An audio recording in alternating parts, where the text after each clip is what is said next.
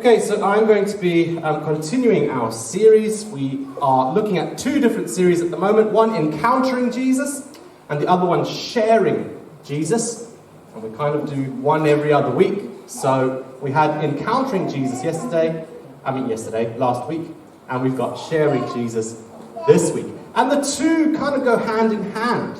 Because when we see how people encountered Jesus in the Bible, we also think of our online Friday conversations that we've just had as well, where we've been listening to people's stories of how they've actually encountered Jesus today for themselves, rather than sort of a historical account or an account in the Bible.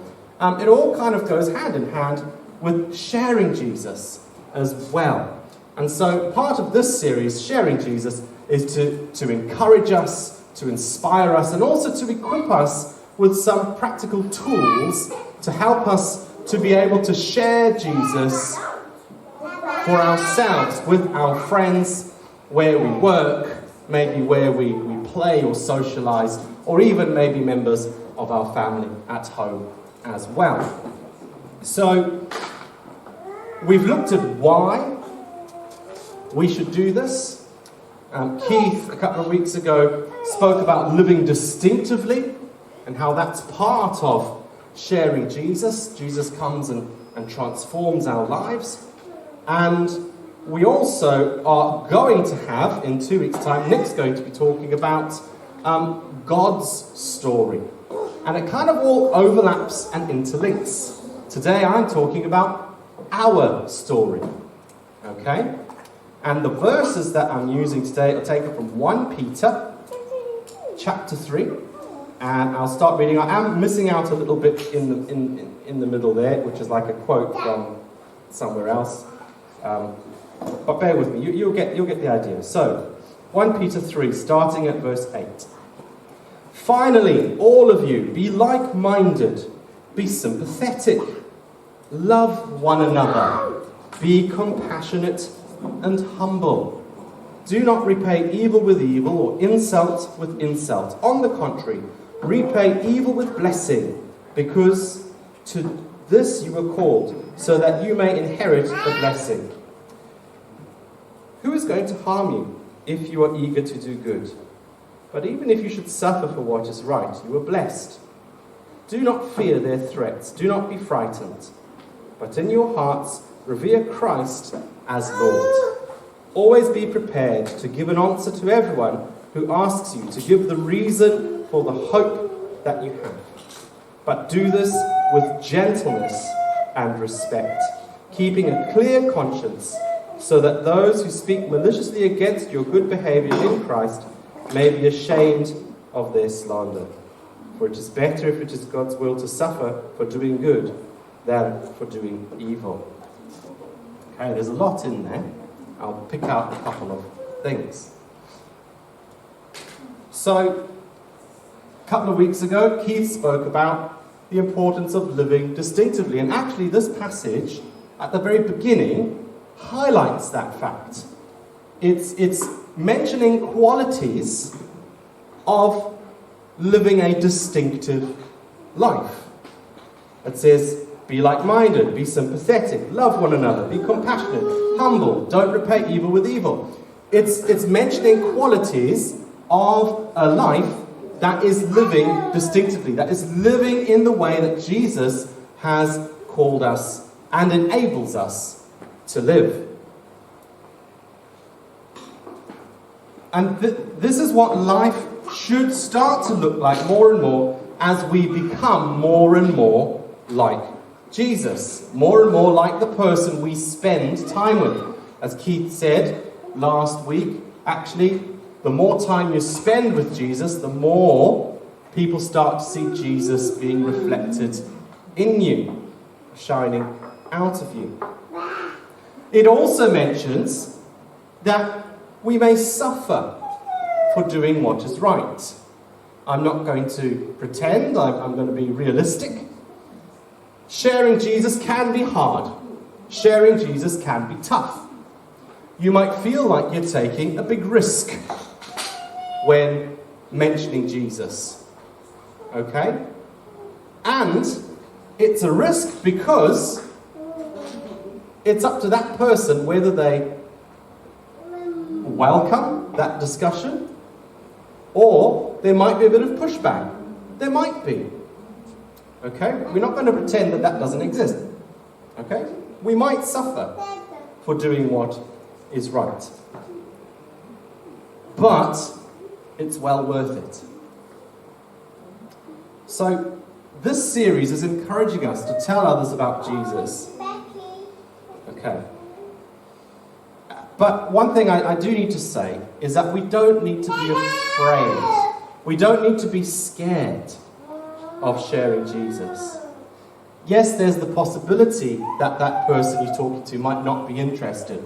But looking at the statistics that Clive's mentioned about some research that was done recently, looking at other conversations and other stories about other people who've done this, I think that we'll be surprised how many more people are open to hearing about Jesus than we think. I think we get terribly afraid, or even use it as a bit of an excuse as to why we don't share Jesus, is because, oh, well, everybody doesn't want to know, everybody doesn't want to hear, everybody will, tell me to go away. But actually, that's not the case, and I'm sure more people will be open and receptive to that than you might imagine. However, I think we do need to be careful of the way in which we do things. You can do and say some things, whether it's about Jesus or not. I mean, think of the guys trying to change your electricity provider who come and knock at the door, or whatever. Okay? There are ways of saying things that immediately put people off. And, I closed the door and put the phone down on a whole number of people throughout a week because of the way that it's being approached and that sort of thing. So, there are ways of doing it. We'll look at some of that today. All right. We should also not be ashamed of the good news of Jesus. I think quite a few of us, myself included at times, have felt a bit ashamed. Well, I'm not going to mention Jesus in the situation, maybe because I'm afraid of what people might say or think. Or, and more often than not, it's a kind of, do I really believe this? Does he really make that much of a difference? If I say to people something about Jesus, they're going to expect, big things. Or maybe my lifestyle's not really reflecting what I'm saying I'm believing. So, we might feel a bit ashamed. So don't be ashamed about the good news of Jesus. Let's just take a moment now and think about how much Jesus means to us, how much Jesus has done for us. And if he's transformed our lives for the better, we shouldn't feel shy or embarrassed to tell others about him. Yes, it does fly in the face of today's culture, because society around us says things like this. Oh, well, it's all right for you, but you don't need to rub other people's faces in it. Well, okay, you don't need to rub people's faces in it, but you can still talk about it. Oh, everyone's religion is a private thing. I have my private beliefs, you have your private beliefs, just don't mention them to me. Yeah? You heard that one? How about, that's your truth, I have my own truth. And we encounter all these kind of things, and we think to ourselves, oh well, we don't want to ruffle any feathers, we don't want to step on any toes, we don't want to offend your truth with our truth, and all this kind of thing, so we go, oh well, we're just going to keep quiet then. It's easier. Yes, it might be easier, but I don't think it's as loving. If we believe that Jesus is the answer, it's actually loving to mention Jesus, even if people are saying, oh, well, that's your truth, that's my truth, whatever. So even in that situation, you could turn it and you could say, yes, this is my truth, but I believe it's the truth. And this is what Jesus has done for me. You can even still mention that in that situation, even if they walk away going, oh, well, that's for you and not for me. You say, okay, great. This is what I believe. And that's still sowing a seed. It's almost like chucking a seed over the fence, in a way. You're still getting it in there. All right? Romans 1:16 says, for I am not ashamed of the gospel, for it is the power of God for salvation to everyone who believes. Today I want to focus in on that passage, verse 15 from the passage I read, which says, always be prepared to give an answer to everyone who asks you to give the reason for the hope that you have.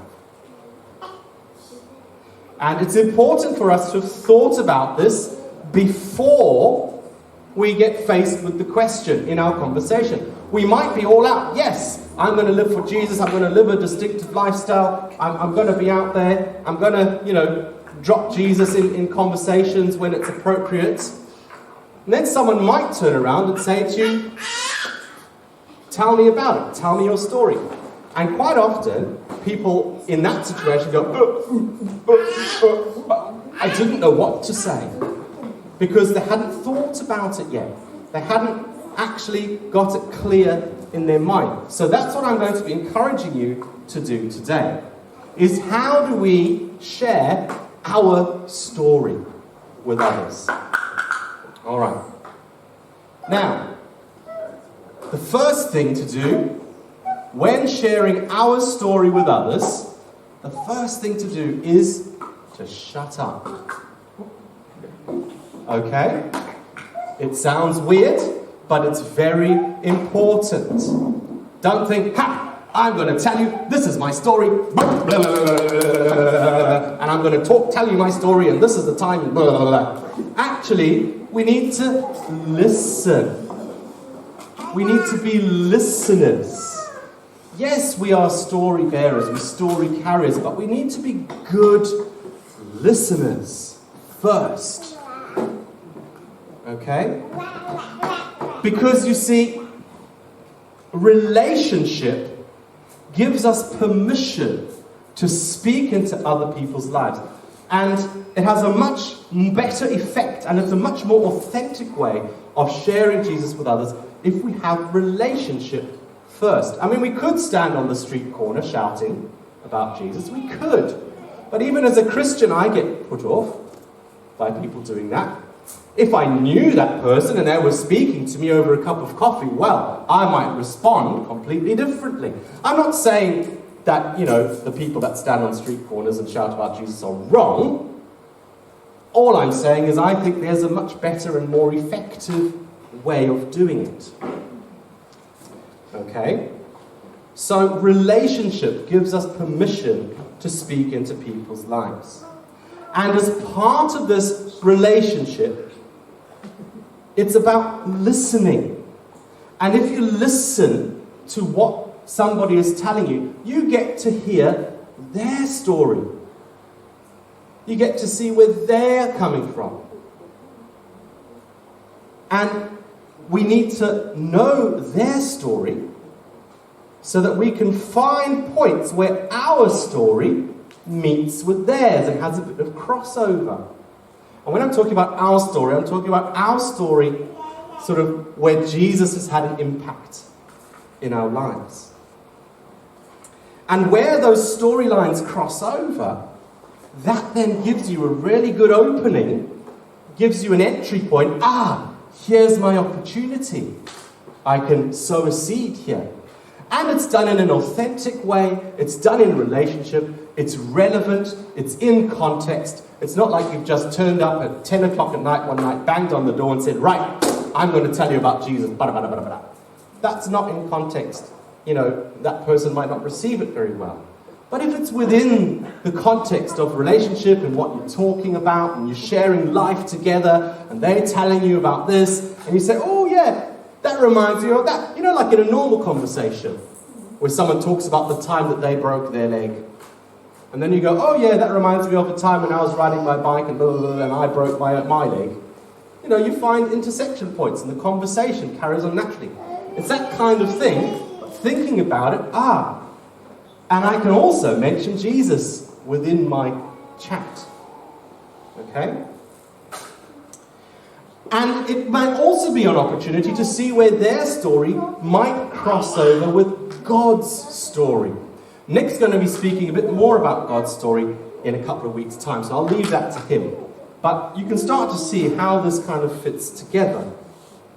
Now, recently, a lady I know, and I used to work with her, I'm not going to mention her name, bless her. And when I say recently, I mean last week. Okay? That's how recently.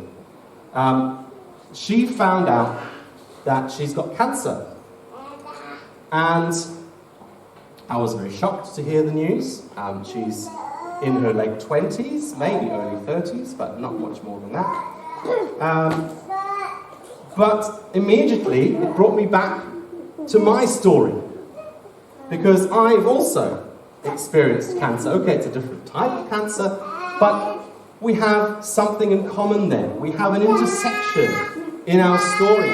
So actually, I sent her a message on my phone and just said, sorry to hear about your news, shared a little bit about what I'd learned, but I also mentioned God in that, and a little bit about how I found that helped me through that time.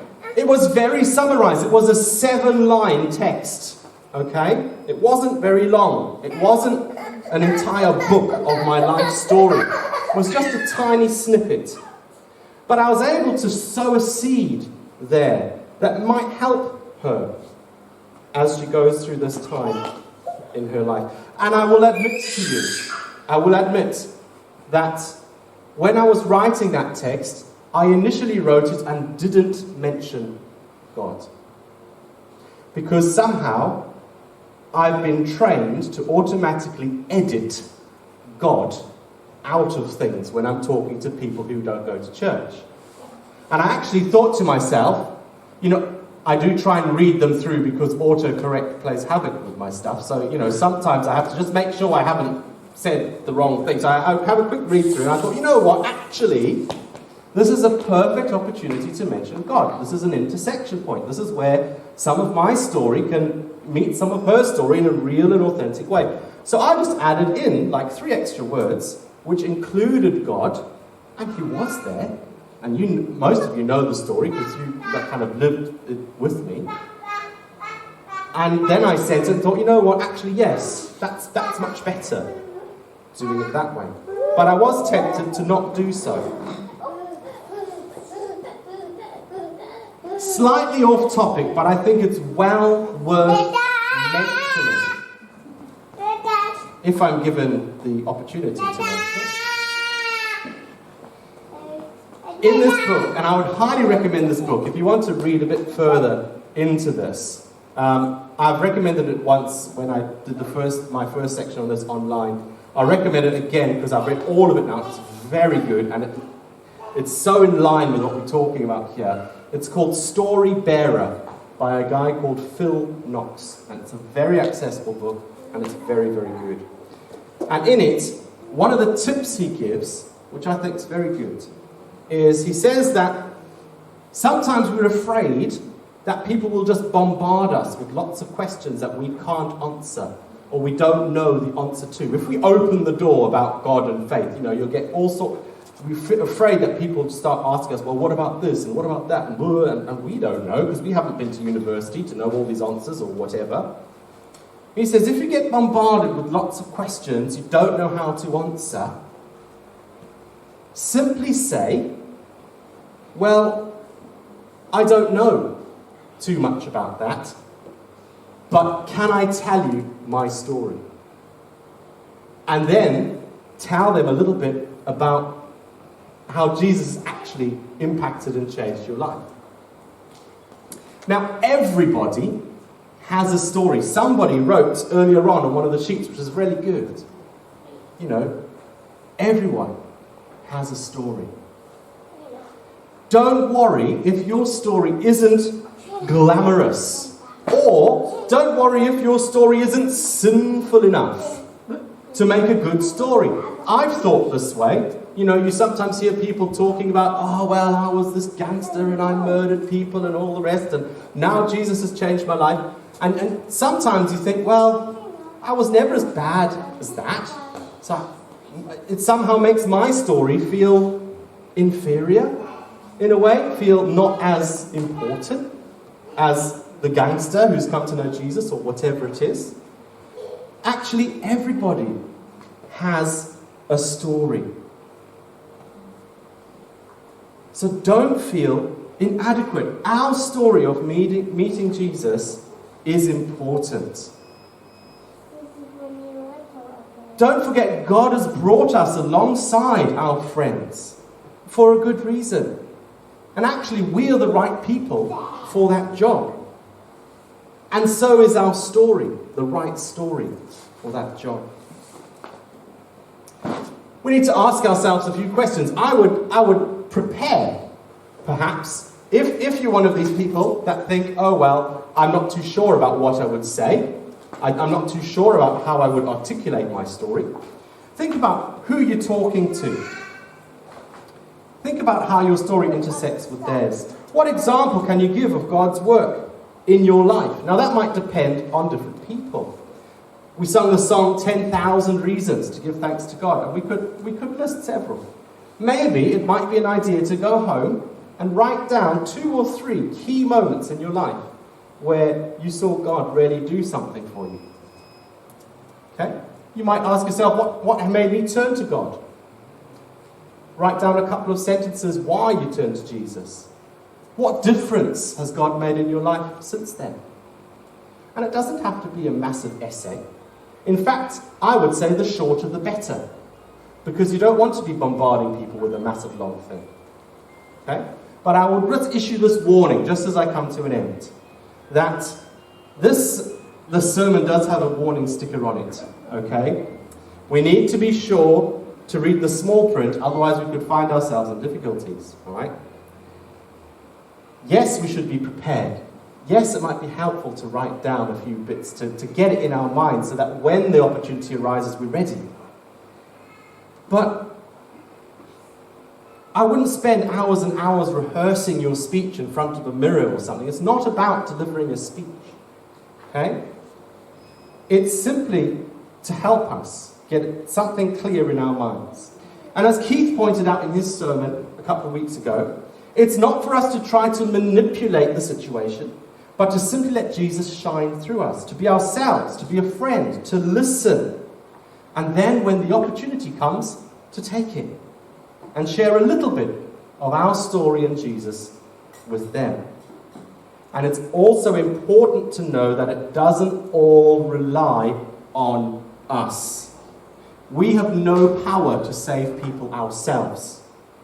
Okay, Acts 1:18, but you will receive power when the Holy Spirit has come upon you, and you will be my witnesses in Jerusalem and in all Judea and Samaria and to the ends of the earth. It's the Holy Spirit at work. We can't force someone to choose Jesus. And you know what? Yes, we might be praying and trying to reach our friends for Jesus, and that's good, and that's right. But don't forget, God is also at work. It's not just us at work. God is at work in that person's life. You don't know what God is saying to that person, what's springing to that person's mind, what they're noticing. You know, God is at work. He's active. He wants them to be saved even more than you do. And you're just coming alongside and just dropping in an extra little bit. So God is at work in them as well. It doesn't all depend on us.